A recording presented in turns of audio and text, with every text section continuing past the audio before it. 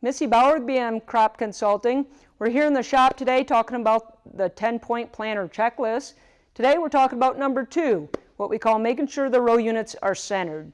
So a lot of times, especially different parts of the country you're in, if you got more rocks or on contours, the row units themselves will get bent or twisted.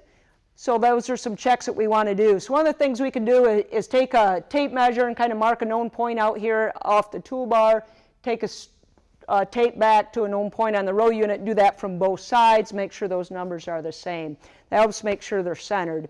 I also like just to stand behind each row unit and just do a visual inspection. A lot of times visually you'll be able to pick out that something's kinked or bent on your row units themselves. The other thing that we've noticed and seen some issues with on some planters is how the row units are actually hanging on the main bar itself. They may not be hanging level on the bar.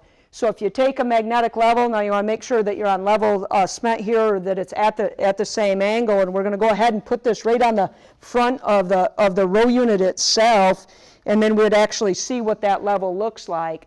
And then if it's not, we're going to come back over here to where these U-bolts are. We're going to loosen those up, and then we're going to get it back into being level, and then we're going to tighten those down. And the important thing here is when we tighten them, we got to kind of work what I call around the clock. We can't just tighten one because it'll kind of take it back and kink it back off being level again. So we tighten a little bit, work all the way around all 4 of those until we get this thing tightened back up and make sure this main part's level.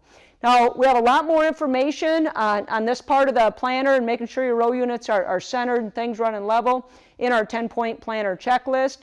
You can see the link below. Highly encourage you to get on there. Take a look at this video series. We've got some great special discounts for you out there today on this. So take a look and get your planter ready for the planting season.